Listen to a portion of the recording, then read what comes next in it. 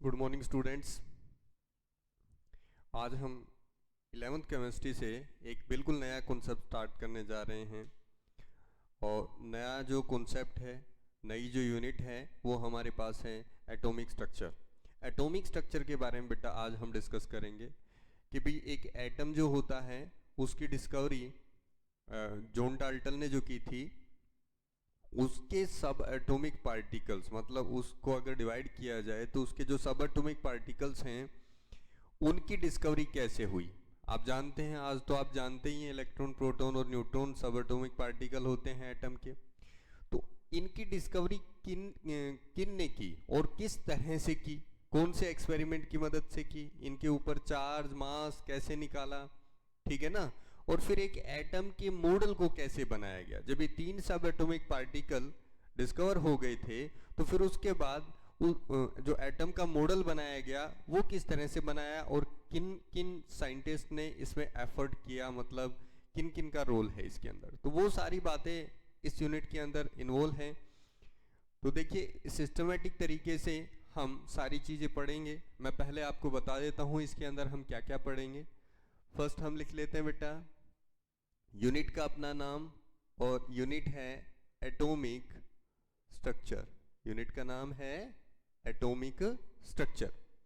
इस atomic structure की इस यूनिट के अंदर आप स्टार्टिंग में पढ़ेंगे डिस्कवरी ऑफ सब एटॉमिक पार्टिकल, ऑफ सब एटॉमिक पार्टिकल्स, ठीक है भाई। सब एटॉमिक पार्टिकल्स की डिस्कवरी, और उसमें क्या क्या आता है, इलेक्ट्रॉन, उसमें प्रोटॉन आता है और उसके अंदर न्यूट्रॉन आता है, ठीक है ना। इनके बारे में आप पढ़ेंगे। उसके बाद हमारे पास आएगा बेटा J J Thomson model. J J Thomson model of an atom, clear है ये बात। उसके बाद थर्ड जो कॉन्सेप्ट आएगा अपने पास, दैट इज रदरफोर्ड मॉडल, ठीक है। Rutherford model of an atom,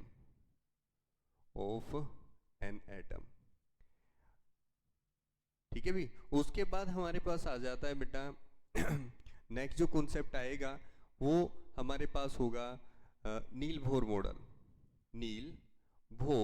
model of an atom, ठीक है। नेक्स्ट हमारे पास आएगा dual character of electromagnetic radiation. Dual character, ये सारी चीजें हमने एक एक करके पढ़नी है। मैग्नेटिक रेडिएशन, जो इलेक्ट्रोमैग्नेटिक रेडिएशन होते हैं उनका ड्यूल कैरेक्टर। उसके बाद बेटा हम पढ़ेंगे अपने पास आता है क्वांटम मैकेनिकल मॉडल। क्वांटम जो आज हम पढ़ रहे हैं, quantum mechanical model of an atom का क्वांटम मैकेनिकल मॉडल आप पढ़ेंगे, ठीक है। उसके बाद हमारे पास आ जाते हैं क्वांटम मैकेनिकल जो मॉडल होता है वो हमें चार क्वांटम नंबर्स के बारे में बताता है। क्वांटम नंबर्स आप पढ़ेंगे, क्वांटम नंबर्स, ठीक है। उसके बाद हमारे पास आ जाता है भी क्वांटम नंबर्स के बाद हमारे पास आता है इलेक्ट्रॉनिक कॉन्फ़िगरेशन। ये आता है लास्ट कॉन्सेप्ट अपने पास, इलेक्ट्रॉनिक कॉन्फ़िगरेशन। तो एक एक करके इन कॉन्सेप्ट को आपने पढ़ना है और हम अच्छे से डिस्कस करेंगे कि भी किस प्रकार से एटम के मॉडल को बनाया गया। जो आज हम एटम का मॉडल जानते हैं कि भी इलेक्ट्रॉन जो है न्यूक्लियस के चारों तरफ घूमता रहता है और जो प्रोटॉन और न्यूट्रॉन होते हैं वो न्यूक्लियस के अंदर प्रेजेंट होते हैं, ये बात हम जानते हैं। लेकिन उस समय किस एक्सपेरिमेंट से ये चीज़ें क्लियर हुई थी, ये हम इस यूनिट के अंदर डिस्कस करेंगे। तो बेटा स्टार्ट करते हैं। देखिए एक्चुअल में बिल्कुल स्टार्टिंग में क्या हुआ, बहुत सारे एफर्ट किए गए जब एटम की डिस्कवरी हुई। मतलब एटम के बारे में ऑफिशियली और रजिस्टर्ड तौर पे जॉन डाल्टन ने अपनी थ्योरी में बताया कि एटम मैटर का वो सबसे छोटा पार्ट है जो इंडिविजिबल है, जिसके टुकड़े नहीं किए जा सकते, ठीक है ना। और उन्होंने अपनी थ्योरी दी। हालांकि आज हम उस थ्योरी को नहीं मानते, उसके प्रत्येक पोस्टुलेट, एक एक पोस्टुलेट फेल हो गया, आज हम मॉडर्न थ्योरी को फॉलो करते हैं। जॉन डाल्टन ने उस समय कहा कि एटम जो होता है वो स्मॉलेस्ट यूनिट होता है, लेकिन ये यूनिट आपको अच्छे से समझाएगी कि एटम भी डिविजिबल है और उसके भी सब एटॉमिक पार्टिकल्स होते हैं। तो हमें कैसे पता लगा, वो पहला पॉइंट कहां से स्टार्ट हुआ कि ये एक इंडिकेशन आया कि एटम के अंदर भी पार्टिकल हो सकते हैं, मतलब एटम से भी छोटा पार्टिकल हो सकता है।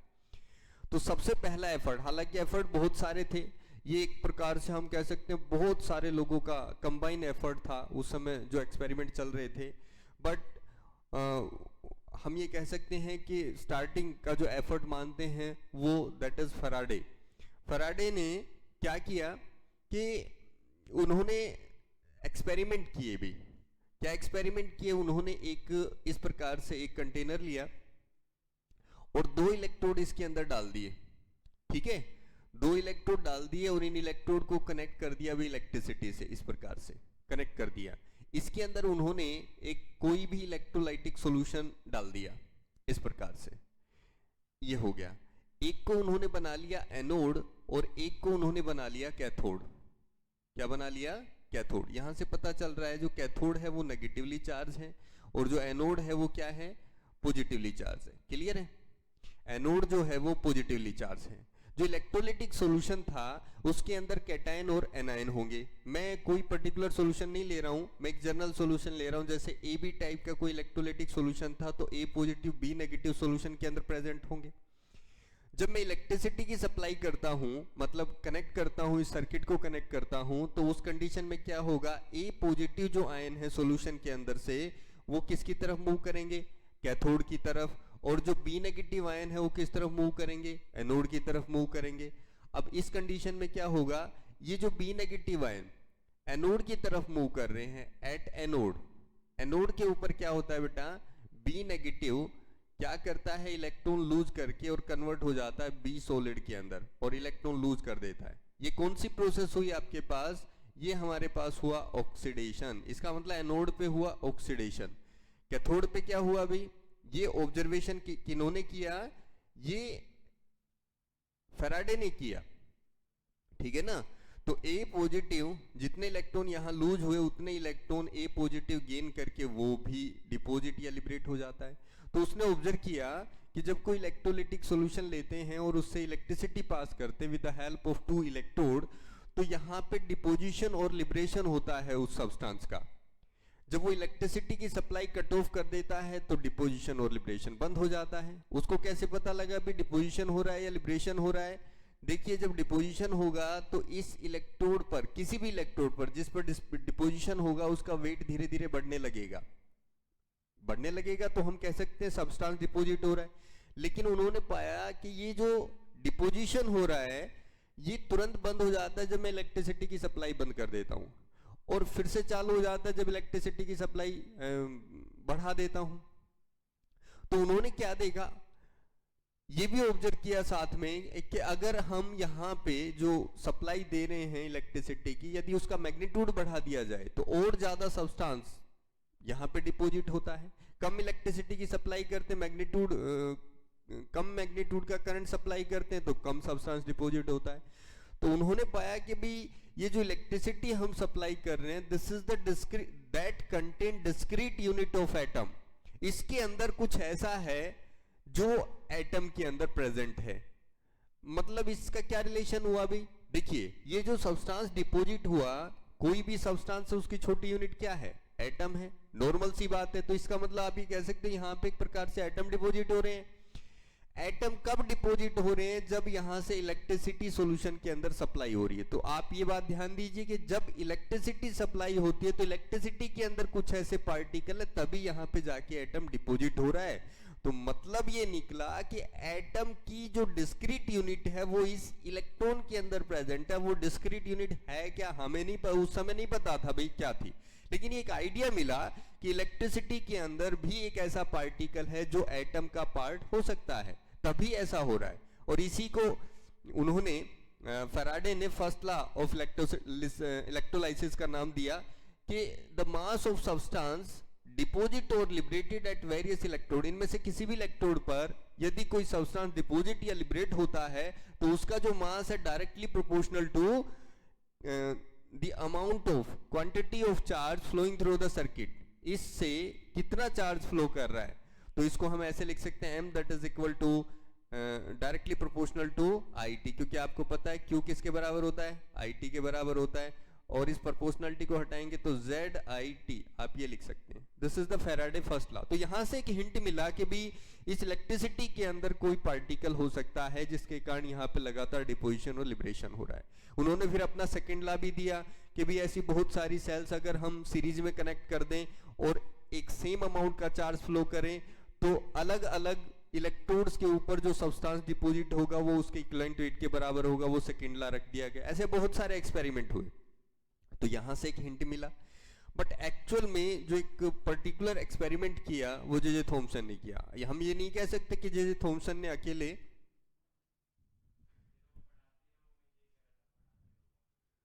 भाई अब तो रोक दिया।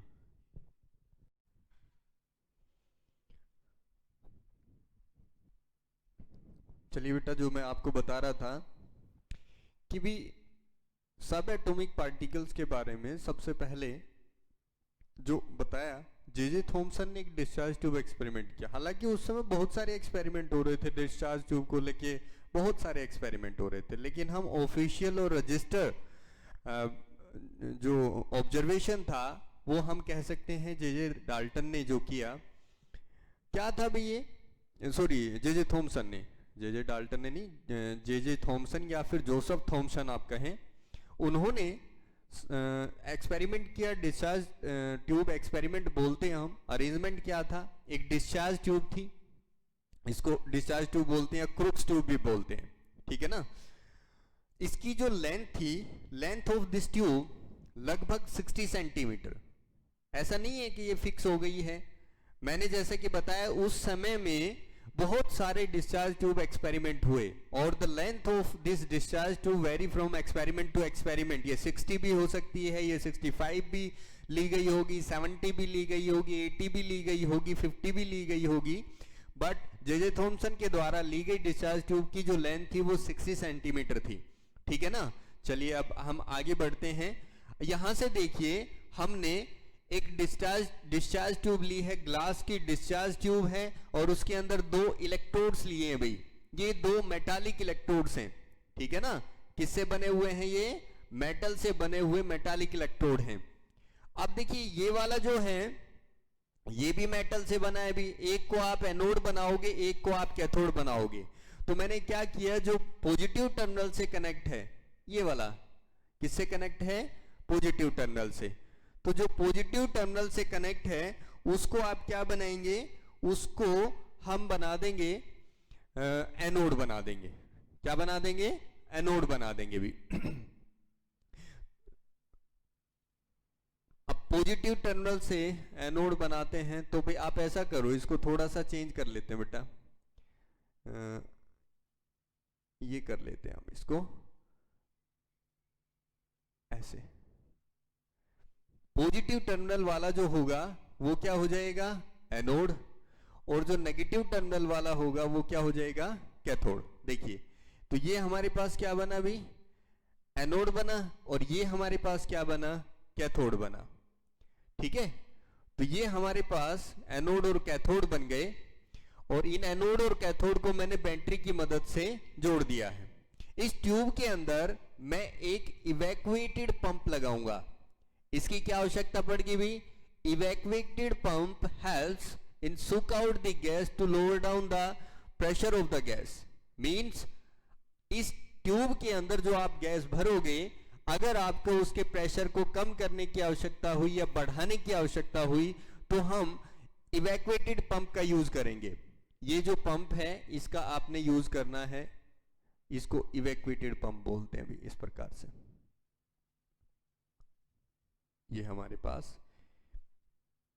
इवैक्यूएटेड पंप, ठीक है। प्रेशर को डिक्रीज या इंक्रीज करने के लिए इसका यूज करेंगे। अब देखिए मेनली क्या करते हैं, इससे सुक आउट करते हैं गैस को, प्रेशर को डिक्रीज किया जाता है। अब देखिए ये हमारे पास थी बैटरी, क्या थी ये बैटरी। स्टार्टिंग में जो बैटरी इलेक्ट्रिसिटी का जो मैग्नीट्यूड देती है वो लगभग 5000 वोल्ट के करीब रखा गया। इसके अंदर जो गैस थी, इसके अंदर इनर्ट गैस लेंगे हम भाई, ध्यान रखना, जो गैस इसके अंदर ली गई वो लगभग स्टार्टिंग में 1 एटमॉस्फेरिक प्रेशर के ऊपर रखी गई। प्रेशर जो था नॉर्मल प्रेशर जो होता है उस प्रेशर के ऊपर इस गैस को फिलअप कर लिया गया। इतनी वोल्टेज इतने प्रेशर पर जब मैं इस सर्किट को कंप्लीट करता हूं तो मैंने देखा कि यहां कुछ हो ही नहीं रहा है, ट्यूब में किसी प्रकार का कोई ऑब्जर्वेशन नहीं हुआ। ठीक है, तो मैं यहां पे लिखूंगा एक एक अपने एक्सपेरिमेंट को। इन कंडीशन पे जे थॉमसन ने क्या देखा, ऑब्जर्वेशन, यहां पे लिख देता हूं भाई, observation made by J Thomson, observation made by J Thomson. J Thomson के द्वारा क्या क्या ऑब्जर्वेशन बनाए गए।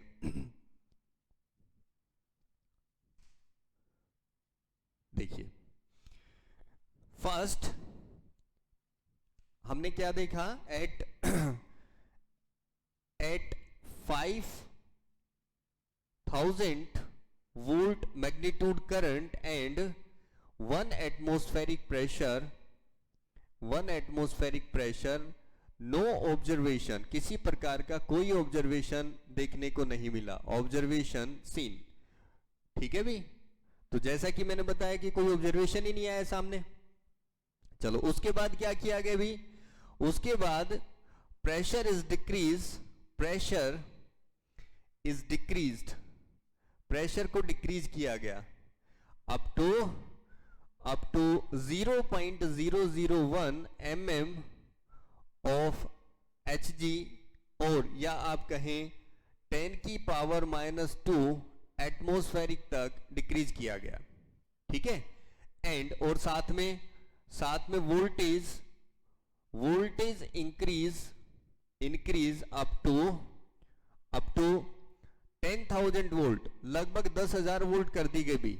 ये जो वोल्टेज थी ना इसको बढ़ा के कितना कर दिया गया, 10,000 वोल्ट कर दिया, और जो ये प्रेशर था इसको घटा के और डिक्रीज करके कितना कर दिया गया, 10⁻² ATM कर दिया गया। इस कंडीशन पे क्या देखा गया कि कुछ रेज जो थी वो एनोड से निकल के और कैथोड की तरफ जाने लगी। क्या वो रेज हमें दिखाई दी कि हम ये कह रहे हैं कि एनोड से निकल के और कैथोड की तरफ जाने लगी? एक्चुअल में वो दिखाई नहीं देंगी, होगा क्या भी,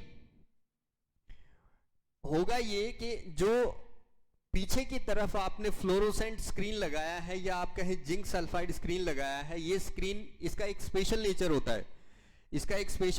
है, बेटा आपके टीवी जो होते हैं, टीवी स्क्रीन जो होते हैं उनमें पीछे एक ट्यूब लगी होती है। आजकल तो एलईडी स्क्रीन आ गए हैं, लेकिन पहले जो पुराने टीवी थे उसमें एक लंबी सी ट्यूब होती थी। उस ट्यूब के अंदर पार्टिकल जो थे वो जिंक सल्फाइड स्क्रीन से टकराते थे और वो जो स्क्रीन थी ग्लो करने लगती थी, तब आपको जाके पिक्चर दिखाई देती थी। इसी प्रकार से जब जिंक सल्फाइड स्क्रीन के ऊपर कोई पार्टिकल स्ट्राइक करेगा, टकराएगा, तो ये ग्लो करने लगेगी। जब भी ये ग्लो करेगी तो हम ये मान लेंगे कि इसके ऊपर कोई पार्टिकल टकराया होगा। जब मैंने ये प्रेशर और टेम्परेचर की ये कंडीशन रखी तो मैं देखता हूं कि ये स्क्रीन ग्लो करती है। अब आप ये कहोगे सर ग्लो कैसे करती है? अगर यहां से कोई रेज, कोई पार्टिकल निकला भी तो वो एनोड पे जाके टकराएगा। वो जिंक सल्फाइड स्क्रीन पे क्यों टकराएगा, फ्लोरोसेंट स्क्रीन पे क्यों टकराएगा? तो बिल्कुल सही बात है। ये जो एनोड था बेटा, इसको हम लेते हैं परफोरेटेड एनोड, मतलब इस एनोड के अंदर कुछ होल कर देते हैं। क्या कर देते हैं हम? होल कर देते हैं। तो जो रेज हैं वो होल से पास होके सीधे कहां टकराएगी? जिंक सल्फाइड स्क्रीन पे टकराएगी। और जब ये जिंक सल्फाइड स्क्रीन या मैं कह रहा हूं फ्लोरोसेंट स्क्रीन पे टकराएगी तो उसे क्या होगा? यहां पे ग्लो होगा भाई। और किस प्रकार का ग्लो होगा? ग्रीनिश ग्लो होगा, ग्रीन कलर का ग्लो होगा। अब ये जो ग्लो है, जैसे ये ग्लो दिखाई देगा मैं मान लूंगा कि यहां से कुछ पार्टिकल आ रहे हैं और टकरा रहे हैं, वो किसके ऊपर? जिंक सल्फाइड स्क्रीन के ऊपर। लेकिन जिंक सल्फाइड स्क्रीन के ऊपर ग्लो करने से ये प्रूव नहीं होता, कि यहां से रेज चलते हुए और इधर आके टकरा रही है। अभी हमें बहुत सारे एक्सपेरिमेंट करने होंगे जिससे प्रूव आएगा कि जो रेज थी वो कैथोड से चल के और एनोड की तरफ मूवमेंट कर रही थी। ठीक है ना, अभी सिर्फ हमने मान लिया है कि भाई इधर से कुछ रेज चलते हुए और जिंक सल्फाइड स्क्रीन के ऊपर स्ट्राइक कर रही है। तो यहां से इन कंडीशंस पे जो ऑब्जर्वेशन हुआ वो आपके सामने है। तो हम इसका रिजल्ट लिखते हैं भी, वोल्टेज और प्रेशर की इन कंडीशन पे some rays are appear from cathode से कुछ रे अपीयर होती हैं एंड मूविंग टुवर्ड्स एनोड की तरफ मूव करती हुई चलती हैं। ठीक है, अब देखिए क्या हुआ। चलिए यहां से जो रेज जनरेट हो रही हैं, क्योंकि ये कैथोड से होकर एनोड की तरफ जा रही हैं तो इनको कैथोड रे कहा गया। Because these rays are seems to originate from, तो हम लिखेंगे because these rays seems to be originate from कहां से, फ्रॉम कैथोड से ओरिजिनेट हो रही हैं and moving towards anode. That's why इसीलिए called anode rays, sorry cathode rays, called cathode rays, इसीलिए इनको कैथोड रेज का नाम दिया गया। ठीक है भी। अब जब हम प्रेशर को और ज्यादा डिक्रीज करते हैं तो ग्लो कंटिन्यू रहता है भी, ग्लो क्या रहता है, कंटिन्यू रहता है। अच्छा, ये ग्रीनिश जो ग्लो आता है ये डिपेंड करता है गैस के नेचर के ऊपर, आपने इसके अंदर कौन सी गैस ली है इस पे डिपेंड करता है। जो प्रेशर डिक्रीज किया गया वो कहां से किया गया, इस इवैक्यूएटेड पंप का आपने यूज किया, प्रेशर मतलब कुछ गैस निकाल दी, प्रेशर कम हो गया, तो इससे हमने प्रेशर को डिक्रीज किया। आपके सामने अभी अब जो कैथोड रे यहां से बनी उनकी कैरेक्टरिस्टिक क्या है, खासियत क्या है, आप कैसे प्रूव करोगे कि यहीं से ये रेज मूव करते हुए यहां पे पहुंच रही है। ठीक है ना, तो आप देखते हैं भी कैरेक्टरिस्टिक्स ऑफ कैथोड रेज। क्या देखेंगे बेटा, characteristic of cathode raise.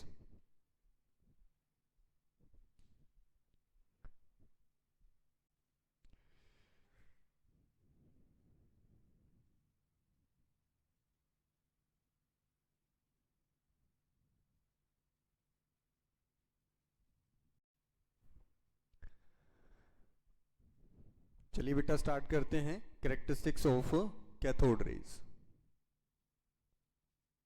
Characteristics of cathode raise, cathode rays की क्या कैरेक्टरिस्टिक्स हैं अभी जो आपने इस डिस्चार्ज ट्यूब के अंदर कैथोड रे जनरेट की हैं, उनकी क्या कैरेक्टरिस्टिक है। देखिए इसी एक्सपेरिमेंट से करेंगे हम। देखो बेटा क्या होता है, हम सबसे पहले क्या करेंगे कि ये प्रूव करेंगे कि ये जो कैथोड रेज हैं क्या ये पार्टिकल से बन के मिलके बनी है। एक इंडिकेशन तो यही हो गया कि भी जो कैथोड रेज हैं ये पार्टिकल से मिलके बनी है। ठीक है, कैसे, जब ये इस स्क्रीन के ऊपर टकराएंगी तो टकराने से क्या होगा कि ये ग्लो करने लगेगा। ये ग्लो तभी करेगा जब पार्टिकल इसके ऊपर टकराएगा। तो जब रेज यहां से मूव करती हैं और यहां टकराएंगी तो ग्लो करेगा, इट मींस ये रे क्या है, पार्टिकल से मिलके बनी है। तो चलिए हम कुछ एक्सपेरिमेंट, कुछ ऑब्जर्वेशन जो जे थॉमसन ने उस समय देखे उनको हम देखते हैं। फर्स्ट, सबसे पहले उन्होंने क्या किया, एक भी यहां पे कोई ऑब्जेक्ट रख दिया। पहले तो वो पार्टिकल इसको प्रूव करेगा, पार्टिकल से पहले ये प्रूव करेगा कि भाई ये जो रेज हैं ये कहां से ओरिजिनेट हो रही हैं। ठीक है ना, कैथोड से हो रही हैं, ये अभी तो मैंने बोला है। तो देखिए सबसे पहले उन्होंने क्या रखा, एक ऑब्जेक्ट रख दिया, एक ऑब्जेक्ट रखा इस प्रकार से। ठीक है, जब ऑब्जेक्ट रखता है तो इसकी जो इमेज है वो कहां पे बनती है, इसकी इमेज यहां पे बनती है, भी यहां पे दिखाई देगी। अब देखो मैं एक टॉर्च लेके खड़ा हो जाता हूँ बेटा, टॉर्च लेके अंधेरे में खड़ा हो जाता हूँ और मैं इस पेन के ऊपर टॉर्च मारता हूँ, तो दीवार पे इसकी इमेज बनेगी कि नहीं बनेगी? जैसे मान लो उधर से हम टॉर्च मारते हैं तो इस बोर्ड के ऊपर इसकी इमेज बनेगी ना। तो इसी प्रकार से इन रेज के रास्ते में जब मैं ऑब्जेक्ट रखता हूं तो उसकी इमेज यहां बनती है। इससे दो बातें क्लियर होती हैं, एक तो रेज उस साइड से आ रही है, ठीक है, और दूसरा एग्जैक्टली इसके जस्ट पीछे इमेज बनती है। इसका मतलब है जो रेज वहां से आ रही है वो किस में चल रही हैं? स्ट्रेट लाइन में चल रही है, ठीक है ना। तो हम लिखेंगे when object is placed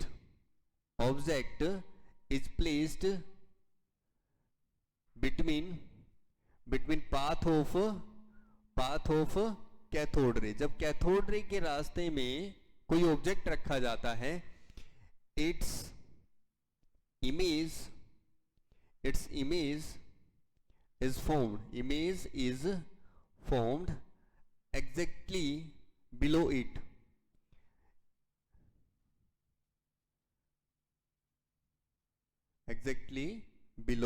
it, इसका क्या मतलब है भाई? Means raise travel in straight line. जो रेज है वो स्ट्रेट लाइन के अंदर ट्रेवल कर रही हैं। क्लियर है भाई? पहली बात। अब इस ऑब्जेक्ट को हटा दिया गया बेटा, इस ऑब्जेक्ट को हटा देते हैं यहां से, ठीक है,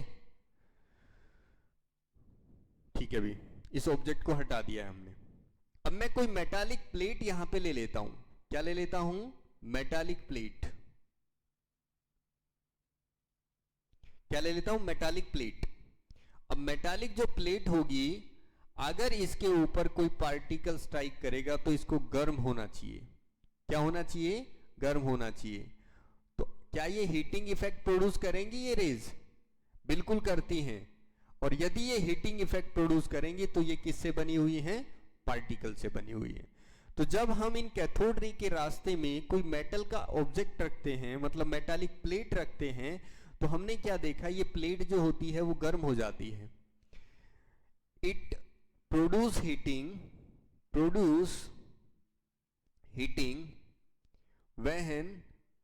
when metallic plate placed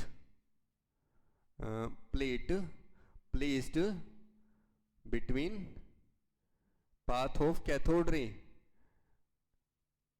cathode ray के रास्ते में यदि आप कोई मेटालिक ऑब्जेक्ट रखोगे तो गर्म हो जाता है। It means they produce heating effect, producing heating effect. इसका मतलब वो हीटिंग इफेक्ट शो कर रहे हैं। और साथ में मैं लिखूंगा कि they are composed of particle, ये पार्टिकल से बनी है, ठीक है ना। अब देखो दो चीजें आ गई हैं पार्टिकल प्रूव होने से के लिए कि भी, एक तो ये स्ट्रेट लाइन में चलती हैं, दूसरा ये हीटिंग इफेक्ट प्रोड्यूस करते हैं, ये पार्टिकल से बनी है। तो दो बातें, अगर मैं इस ऑब्जेक्ट को हटा दूं तो सीधे जाके टकराएंगी यहाँ पे स्क्रीन पे और स्क्रीन ग्लो करेगा। तो ये भी प्रूव करता है कि वो जो रेज हैं वो किससे बनी हुई है? पार्टिकल से बनी हुई है। जब भी आप किसी मेटल के पार्टिकल को हथौड़े से मारते हो, किसी मेटल के ब्लॉक को हथौड़ों से मारते हो तो गर्म नहीं हो जाता है। तो इसी प्रकार से जब कोई पार्टिकल इस प्लेट से टकराएगा तो ये गर्म हो जाएगी, और यही काम कैथोड रे ने किया। तो ये प्रूव हुआ कि भाई ये पार्टिकल से मिलके बनी है। और इसको प्रूव करने के लिए कि पार्टिकल से बनी है, it rotate paddle wheel. Paddle wheel क्या होता है बेटा? पैडल व्हील होता है भाई ये बहुत हल्के व्हील होते हैं, हल्के चक्कर होते हैं, बहुत ज्यादा हल्के और छोटे छोटे होते हैं।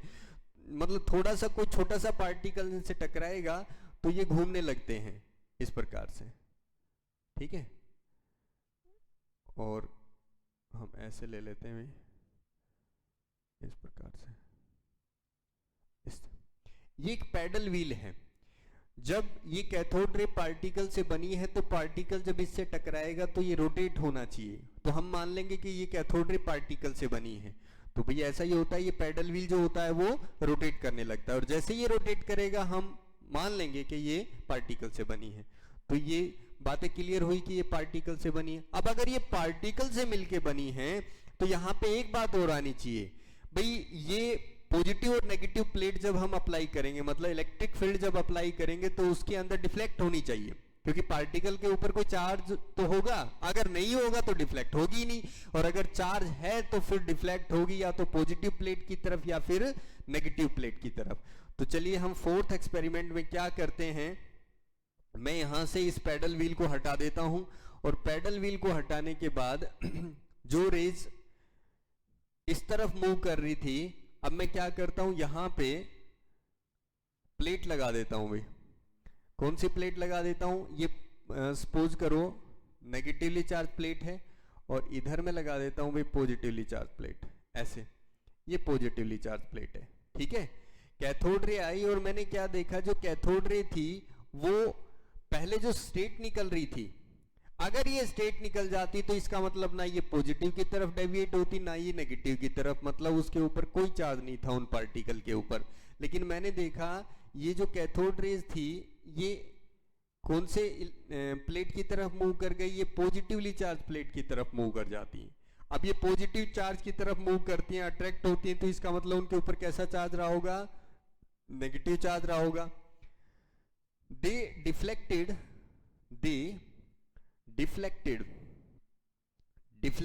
टुवर्ड्स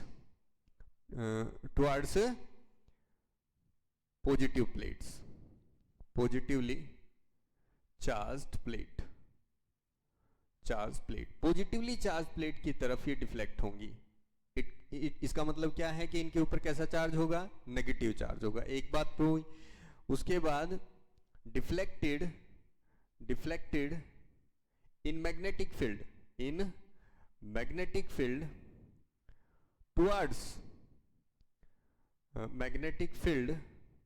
टुवर्ड्स किस तरफ मूव डिफ्लेक्ट होंगी भी, टुवर्ड्स नॉर्थ पोल। ये उस तरफ डिफ्लेक्ट होंगी जिस तरफ नेगेटिव पार्टिकल डिफ्लेक्ट होता है। जैसे अगर मैं इसको पॉजिटिव प्लेट ना कह के और अब मैं इसको बोल देता हूं कि ये नॉर्थ पोल और साउथ पोल है, सपोज करो ये साउथ है और ये नॉर्थ पोल है किसी मैग्नेट का, दो पोल होते हैं ना, तो मैं ये देखता हूं कि ये जो रेज हैं वो नॉर्थ पोल की तरफ डिफ्लेक्ट हो जाती हैं, तो इसका मतलब नॉर्थ पोल की तरफ वही पार्टिकल डिफ्लेक्ट होगा जिसके ऊपर नेगेटिव चार्ज होगा। तो इट मींस दोनों ही एक्सपेरिमेंट से क्या प्रूव हुआ कि कैथोड रे पार्टिकल से बनी है और इन पार्टिकल के ऊपर नेगेटिव चार्ज है। So these are negatively charged particles rays that are called cathode rays. इनको नाम बाद में दिया गया कि भी ये किससे बनी हुई थी, इलेक्ट्रॉनों से बनी हुई थी। उसके बाद और एक्सपेरिमेंट देखिए, दे पेनिट्रेट कहता है ये पास हो जाती हैं, penetrate through thin foil of metal. यदि पतली सी आपने फॉइल लगा दी किसी मेटल की तो उससे पास हो जाएंगी ये, ठीक है ना, उसको पेनिट्रेट कर देंगी। अगर आपने मेटल इसके रास्ते में रखा तो उसको लगातार हीट करती रहेंगी और दूसरे साइड में एक्सरे प्रोड्यूस कर देंगी। जैसे कि मैं यहाँ पे एक मेटल का ब्लॉक लेता हूं बेटा, और मान लो ये कैथोड रेज है, ये लगातार यहाँ पे स्ट्राइक करेगी, ये कैथोड रे है, ठीक है ना। ये जब स्ट्राइक करेगी तो इधर क्या होता है, एक्सरे प्रोड्यूस होती है भी। क्या प्रोड्यूस होती है, एक्सरे। तो कैथोड रे प्रोड्यूस एक्सरे, ध्यान रखना, प्रोड्यूस एक्सरे। ये सारी प्रॉपर्टी है कैथोड रे की, प्रोड्यूस एक्सरेज। क्लियर है। तो इस प्रकार से ये प्रॉपर्टीज थी किसकी भी, कैथोड रेज की, ठीक है। तो अच्छे से आप ध्यान रखेंगे। एक और इम्पोर्टेंट इसका जो कैरेक्टरिस्टिक है वो मैं बता देता हूं। हमने ये प्रूव कर दिया कि ये पार्टिकल से बनी है और इन पार्टिकल के ऊपर नेगेटिव चार्ज है।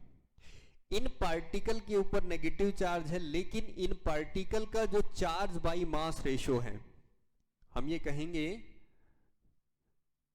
चार्ज बाई मास रेशो, जिसको E बाई एम रेशो बोलते हैं भी, इज इंडिपेंडेंट। कहता है वो डिपेंड नहीं करता, is independent on nature of gas. इसके अंदर, इस ट्यूब के अंदर आपने कौन सी गैस ली है इस पे निर्भर नहीं करेगा।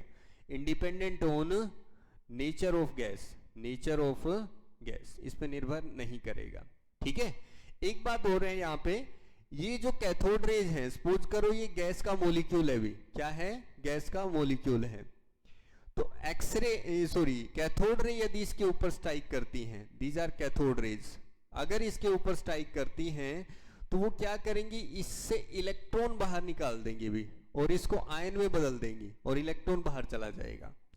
तो ये खास प्रॉपर्टी है कि भी कैथोड रे जिन गैस मॉलिक्यूल से पास होती है वो उनको आयनाइज कर देती है, गैसियस मॉलिक्यूल को। So these are the property of cathode rays. ये सारी की सारी प्रॉपर्टी किसकी हैं, कैथोड रेज की हैं।